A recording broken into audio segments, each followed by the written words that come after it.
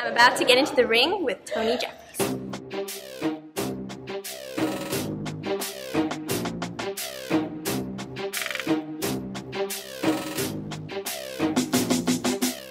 Tony, thank you so much for sitting down with me and letting me get the inside scoop into your life. I want to start back from the beginning. Are you the first person to box in the Jeffries family? I am in the Jeffries family, but my mum's side, the Bryce family, I'm not.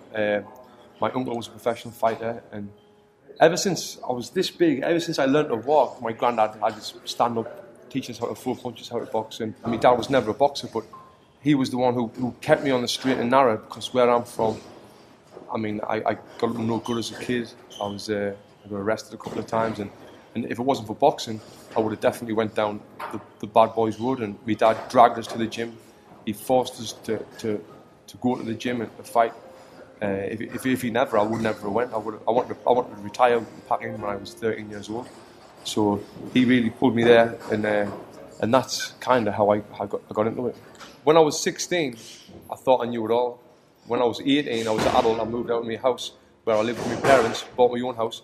I thought I knew everything. 21, now I can do what I want in America, wherever I want to go. I definitely know it all then. Now I'm 29, about to turn 30. Now I realise I only know this much, and there's so much more to learn about life, and I'm really enjoying learning it, and really enjoying development as in a person and in a businessman as well. And I'm starting to love life. In 2012, you had to retire because of this hand injury. How hard was it to press send, to send it out to social media? Were you ready to say that you were retiring? Retiring from boxing was the hardest thing I ever did. From 10 years old, that's when I went to the gym, until I was 27 when I called it a day in my career. It was the hardest thing I ever did, because I never finished school. I never had any qualifications, even though I think myself as a good businessman. I never had anything to fall back on, and so boxing, I give everything to boxing. That's why I done well at it. So it was to retire was the hardest thing I've ever had to do. And I remember I've done a big status on Facebook, so I wanted it to come from me before the press got hold of it, and I did it, and to press that send button, I had tears in my eyes doing it, and I feel like I'm going to get tears in my eyes now talking about it. It was such a hard moment in my life, but after I'd done it, and then I got over it, and then I concentrated on putting all my time and effort into something else other than boxing, life's great. And even now, I'm still 29 years old. I could still fight again. If I could fight again, I wouldn't fight again, because now my life's better than it ever has been. Right. And I'm healthy, which is very important. Now you're training top UFC heavyweight Brendan Schaub. How did that come about? I got a phone call one day off Brendan's manager, and I wasn't a fan of UFC or MMA. I didn't know who Brendan was, and he said, "We've heard you're a top boxer and no boxing trainer. We'd like to bring Brendan for a session." So Brendan came down.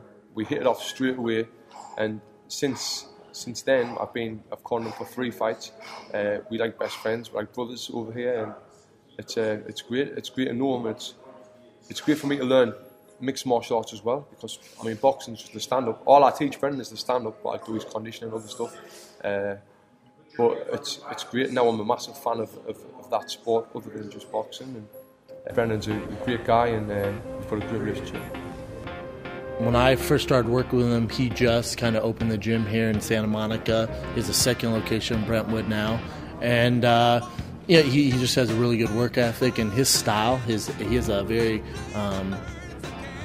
amateur style as far as boxing goes, which is focused on footwork and not getting hit. Was a heavyweight trainer, so it only made sense that I sought out Tony Jeffries, who is a world-class boxer, and brought him on board. So he's also one of my best friends, so that helps. Holding mitts for soccer moms and housewives, and that's literally, those are his words, not mine. Single day, and then finally convinced him, and it was the most expensive choice I've ever made, and I live out of my car, but I train with Tony all the time. Not a bad car to live out of. Yeah, right? Yeah. Just kidding. Hard work, loyal, and he's a smart guy, I mean, He is the reading level of Floyd Mayweather. Ooh, huh? How's the first round? First round was amazing, as it was with your coach, Tony Jeffries. Would he just not shut up about England and boxing? Almost that's how you pay the bills, by not getting hit and good footwork. So he was the guy for the job. When Brendan goes into the cage to fight, do you feel those same nerves as like when you were fighting? Do they creep back in? Yeah, and that's a very good question, because my nerves are probably worse when I'm in the corner for him than I was actually for myself. I do an 8-week training program with him where it's just me and him, we're with each other. There's so many hours. I'm with him more than my wife in these training camps.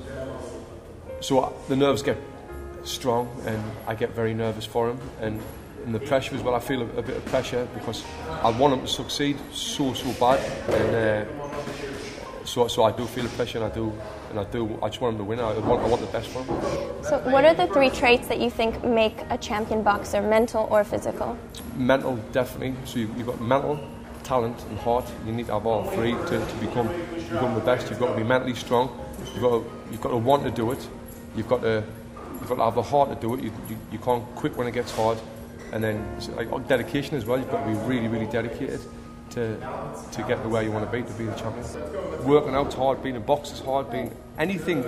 Every successful person, whether it's boxing, whether it's a successful nurse, doctor, whatever it is, cameraman, whatever you're successful at, you've got to work hard to get there. If it was easy, everyone would be successful at it. It's not a mistake if you learn from it and you never do that again.